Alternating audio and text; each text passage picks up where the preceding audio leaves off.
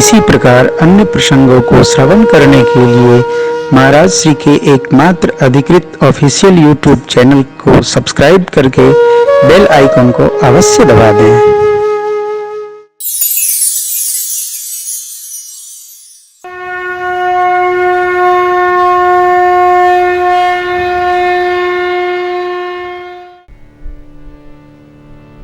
ये जो संध्या वाली मुद्रिका है ना, पवित्र स्थान वाली, ये श्रृंगार में नहीं आती, इसको धारण रखना पड़ता है। बड़े बड़े महापुरुष भी अरे श्रृंगार सोना चांदी नहीं धारण करते हैं तो कई लोग ऐसे ही लौह धारण कुछ भी धारण कर लेते हैं कि कभी पवित्र नहीं रहे तो संध्या में कोई कलेश न हो, धारण करते। कई लोग धागा भी बांध लेते हैं, कलेवा चल बांध लेते हैं। तब देखी मुद्रिका माने मन को हरने वाली मुद्रिका अपने सन्मुख देखी, जिस पर राम नाम अंकित है। अर्थात ये प्रभु की अनामिका में शोभा बढ़ाने वाली मुद्रिका यहां कहां से आ गई। संध्या की मुद्रिका और मुद्रिका तो निकाली जा सकती है, लेकिन ये अनामिका वाली मुद्रिका निकाली नहीं जा सकती साहब, इसको सर्वकाल धारण रखना पड़ता है।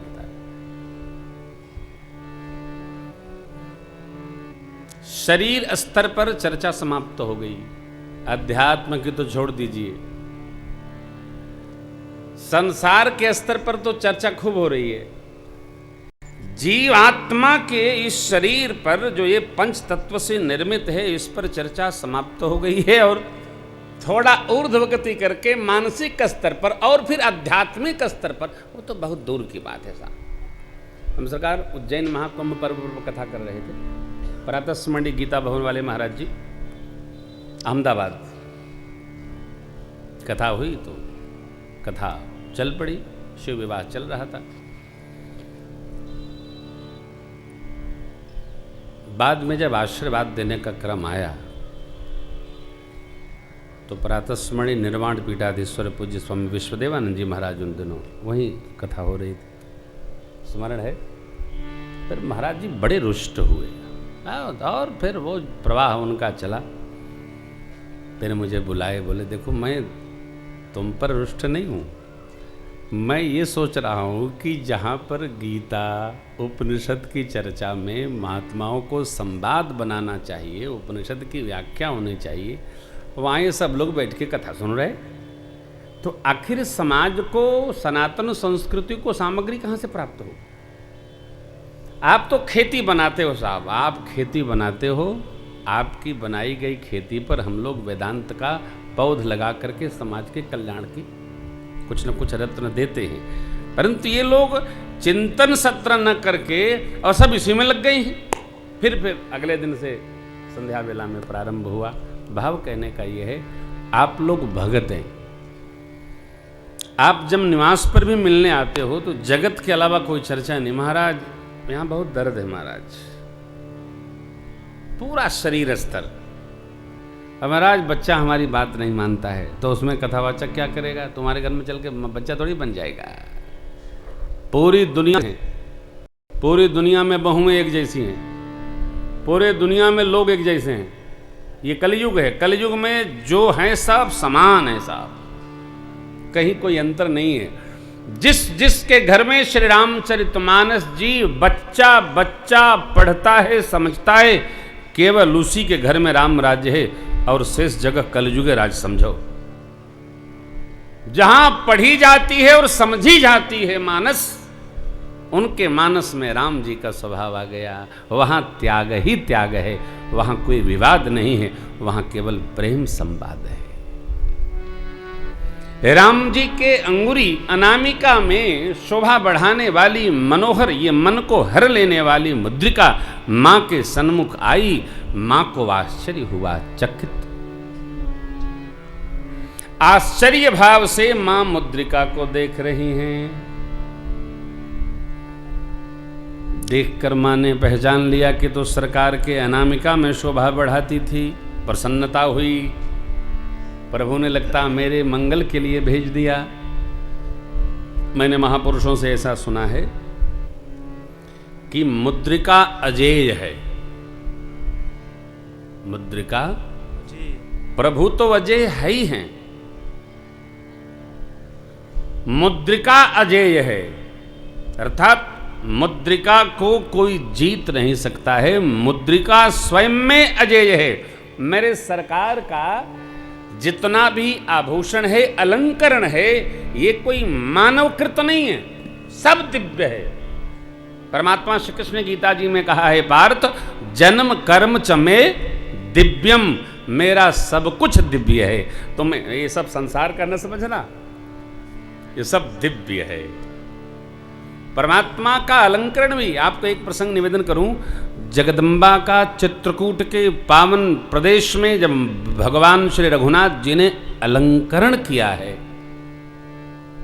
प्रातः स्मरण गुरुदेव भगवान कहते हैं, मेरी माँ बड़े हर्ष में, आनंद में, परम आनंद में। और सरकार ने अलंकार कैसे किया, बाबा ने क्या श्लेष भाव बनाया है। देखिए, दो पंक्तियां हैं, बड़ी मधुर है। एक बार चुनी कुसुम सुहाए, निज कर भूषण राम बनाए,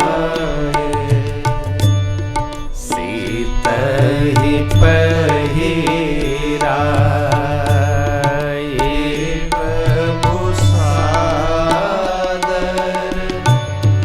बैठे फटीक शिला पर सुंदर एक बार। प्रभु ने एक बार चुन कुसुम कैसे सुहाए, सब सुंदर सुंदर सुहाए, मुरझाए नहीं, सुहाए। कैसे? दिव्य पुष्प। कहां से आए? निज कर, अपने से ही परमात्मा ने अलौकिक पुष्प, निज कर स्वयं परमात्मा पुष्प स्वरूप हो गए हो। क्यों? मां को जगत के सामान्य अलंकरण मां पहन नहीं सकती, धारण नहीं कर सकती। जो दिव्य है, अंतर कथा है, जो दिव्य है वह दिव्यता में ही रहता है। जो दिव्य है उसकी सब व्यवहार, विचार, बात दिव्य ति दिव्य। मां के अलंकरण दिव्य, सरकार की लीला दिव्य, सरकार का विहार दिव्य। निज कर भूषण, भगवान स्वयं ही पुष्प स्वरूप, आभूषण स्वरूप होकर और मां की शोभा बढ़ा दी। इस दिव्य अलंकरण का दर्शन करने देवलोक आया। प्रातस्मरणीय पूज्य पंडित ज्वाला प्रसाद महाराज जी ने अपनी टीका में लिखा है कि देवलोक पूरा देखने आया। अब जब देवलोक खाली हो गया, शची इंद्र भी आए, देवराज महाराज उनकी अर्धांगिनी, उनका बेटा, थोड़ा बड़े आदमी का बेटा उदंड स्वाभाविक होता है, बड़े आदमी को फुर्सत नहीं है और बेटे को इज्जत नहीं है।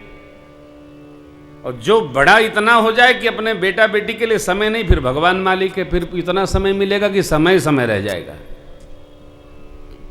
यहां यही भया, सुरपति सुत धरी बायस बेसा 60। गोस्वामी जी उसका कितना बढ़िया आभूषण सजाते हैं। 60 चाहत रघुपति बल देखा, सीता चरण चौ चहति भागा। अब दूसरा अध्याय, मूढ़ मंदमति कारण गागा, जिम पिपीलिका सागर था, महामंदमति पावन चाहा। इस कारण से ये ऐसा किया। देवताओं के राजा का है साहब, माँ के चोंच मार गया। भगवान ने जैसा वो चाहता था वैसा व्यवहार कर दिया, लीला आगे बढ़ा दी। भाव कहने का ही है, परमात्मा ने ऐसा अद्भुत अलौकिक श्रृंगार किया, सब दर्शनार्थ आ गए। माँ यहाँ जब मुद्रिका पाई तो सोचने लगी ये अलौकिक मुद्रिका। आप जानते हैं ना, मुद्रिका संवाद भी करती है। मुद्रिका बोलती है, संदेश देती है। मुद्रिका मन के भाव को समझा देती है। मुद्रिका अजेय है, कल्याणकारी है। मुद्रिका मन को हर लेती है, तभी तो लिखा। तब देखी मुद्रिका मनोहर, सरकार के कर में अनामिका की शोभा बढ़ाने वाली है मुद्रिका। यहाँ कैसे आ गई? कई महापुरुष लोग टिप्पणी करते हैं कि भगवान तो सब उतार दिए, वलकल वृषण धारण कर दिए। एक बात सदैव ध्यान रखिएगा, मेरे परमात्मा का वनवास भया नहीं, ये सब लीलावास है साहब। राम जी को कौन वन दे सकता है जी? है महाराज, लिखा है, लिखा पढ़ी न सोचिए, सदगुरु के श्री चरण में बैठ करके और अंतर कथा को समझिए। भगवान का वनवास भया नहीं, ये सब लीलावास है भक्तों के लिए। ऐसा न को गोस्वामी जी लिखते, बाबा भोलेनाथ न कहते तो हम लोग कथा क्या सुनाते। सीता मैया का हरण भया नहीं, सीता मैया को भगवान ने अपने अंक में रखा है। अग्नि स्वरूप, बीज स्वरूप सरकार है मेरे, अपने में ही भगवान ने रख लिया है। फिर रावण क्या चुराया? मैंने आपको कल सुनाया, रावण माँ की फोटो लेके चला गया। निज प्रतिबिंब राखितः सीता, फोटो प्रति ले गया है, उसी से वो बेचारा मगन है। जैसे छोटा बच्चा उसकी माँ न हो और रो रहा हो तो उसको माँ की फोटो दिखा दियो तो हंसने लगता है। क्यों? वो जानता है कि यही माँ है, और थोड़ी देर में माँ आ गई। इसी प्रकार भगवान ने लीला का विस्तार किया और कथा आगे बढ़ी। मुद्रिका देखकर माँ को हर्ष, प्रभु का संदेशा आ गया, परमात्मा ने भेज दिया। संदेशा आ गया, सूचना आ गई, सामग्री आई। इसका अर्थ ये हुआ कि परमात्मा अब किसी न किसी क्षण हमारे निकट होंगे। तभी तो यहां मुद्रिका आई। अब आई कैसे, इस पर मां विषाद हुआ, कैसे आ गई? किसी के आने की आहट नहीं,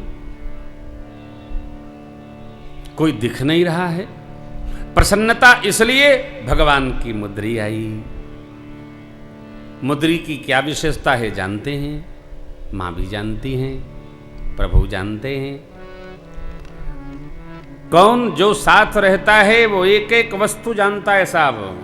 माला जानता है, तिलक जानता है, चंदन जानता है, अलंकरण जानता है, उसका विशेष भाव जानता है, क्या है क्या ना है, बहुत सारी बातें माँ विशेषता जानती हैं। हर्ष हुआ।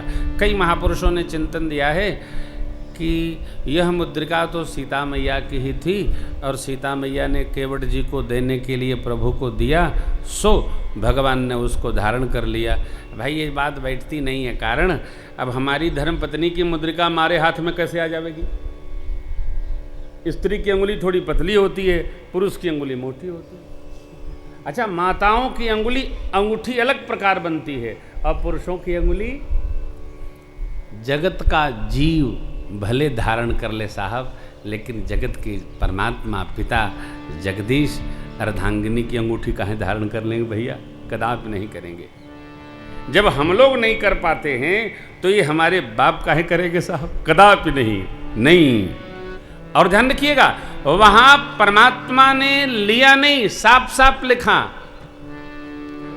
पियहिय की सिय जान निहारी, मन मुदरी मन मुदित उतारी, कहे वो कृपाल। मां ने मुद्रिका उतारी, लेकिन आगे नहीं लिखा कि भगवान के हाथ में दे दिया सीता राम मुद्रिका दीना, नहीं लिखा।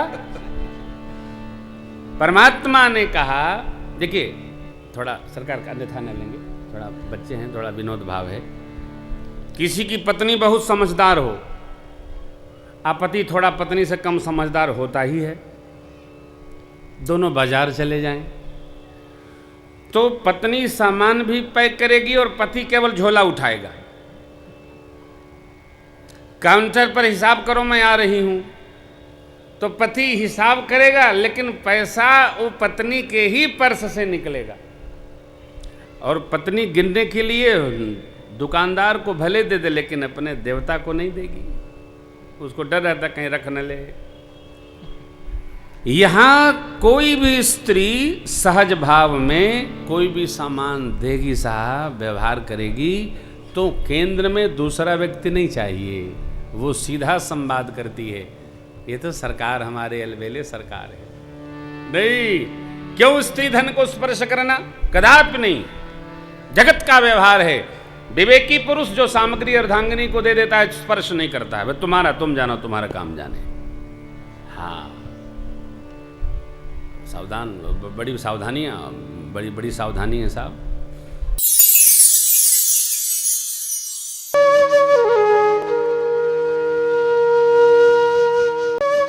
इसी प्रकार अन्य प्रसंगों को श्रवण करने के लिए महाराज श्री के एकमात्र अधिकृत ऑफिशियल यूट्यूब चैनल को सब्सक्राइब करके बेल आइकन को अवश्य दबा दें।